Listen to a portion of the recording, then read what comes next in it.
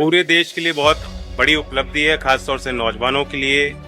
माननीय वित्त मंत्री ने बजट के भाषण में जिस बात पे बल दिया और जिस योजना का उन्होंने जिक्र किया, आज उसी योजना से जुड़ी जो हमारी स्कीम है उसका उद्घाटन हमने किया। स्किल लोन पहले सिर्फ 1.5 लाख रुपए तक की सीमा थी, उसे 7.5 लाख रुपए तक कर दिया गया है। पहले सिर्फ कुछ ही सीमित बैंक्स की भागीदारी इसमें थी। आज जो आरआरबीज हैं, शेड्यूल बैंक्स हैं, जो ग्रामीण देहात के क्षेत्रों में भी बैंक की शाखाएं हैं, जो एनबीएफसीज हैं जिनका बहुत बड़ा दायरा, बहुत बड़ी पहुंच है, उनको भी इस योजना से जोड़ा गया है। पहले सिर्फ एनएसक्यूएफ अलाइंड कोर्सेज जो थे, जो अप्रूव्ड कोर्सेज थे, उन्हीं को रखा जाता था। अब हमने कहा है कि जो प्राइवेट पार्टनर्स हैं, जो एमएनसीज हैं, जो बड़े ट्रेनिंग और शिक्षण संस्थानें हैं, जो वो ट्रेनिंग कर रहे हैं, उसको सिद्ध पर डाला जाए। और अगर कोई लाभार्थी आना चाहता है, उसको 7.5 लाख रुपए तक का लोन हम देंगे। और ये भी हमें समझना होगा कि लागत बढ़ती जा रही है। जो फ्यूचर स्किल्स की डिमांड अब इंडस्ट्री से आ रही है, इंडस्ट्री 4.0 की हम बात कर रहे हैं, और आने वाले 10 साल में मशीन लर्निंग, एआई, अब हम ड्रोन की बात कर रहे हैं। तो नई टेक्नोलॉजीज जिस स्पीड से आ रही हैं, उसके लिए हमें कौशल विकास के अपने सिस्टम्स को भी देखना होगा। और नौजवानों की डिमांड बढ़ चढ़कर आ रही है इन फील्ड में। आज सरकारी स्कूलों में भी, केंद्रीय विद्यालयों में और नवोदय विद्यालयों में भी एआई की ट्रेनिंग का, कौशल विकास का काम चल रहा है। लेकिन इन सब के जो स्कीम्स के जो कोर्सेज होते हैं वो महंगे होते हैं। आप प्राइवेट इंस्टीट्यूशन में अगर आप जाएंगे, प्राइवेट स्किल यूनिवर्सिटीज़ भी देश में चल रही हैं, वहाँ आप पता करेंगे तो बहुत महंगा है। तो आम छात्र के बहुत से वो चीज़ें बाहर थी, अब उन्हें सुलभ किया गया।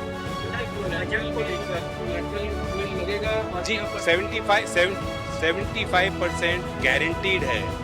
तो एक तरह से जो रिस्क होता है बैंक का, फाइनेंशियल इंस्टीट्यूशन का, उसको हमने कम किया गया है, उसका ख्याल किया है।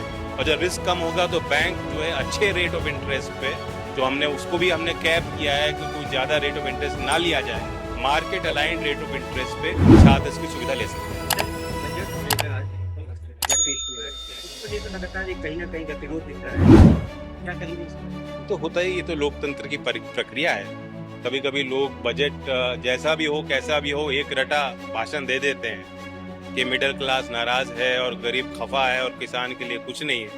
मैं सबसे अपील करूंगा कि बजट के सिर्फ स्पीच पे ना जाएं। स्पीच को तो देखें ही, बेहतरीन स्पीच थी, लेकिन बजट के जो दस्तावेज हैं वो सब खासतौर से एमपीज को पढ़ना चाहिए। ये भी बहुत खास बनाया गया है, खासकर कौशल विकास को बहुत ही महत्वपूर्णता से देखा गया है।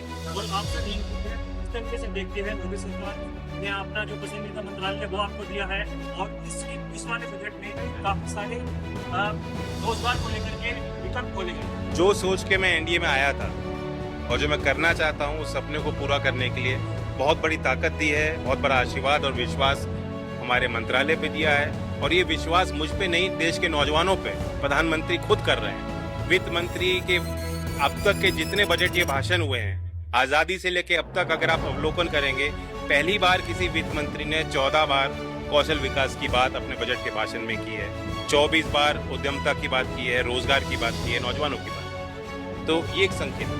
Thank you. एक सवाल ये, आप बदल दिए गए नाम कर दिया गया, उसको लेकर भी अब कांग्रेस पार्टी की तरफ से विरोध किया जा रहा है।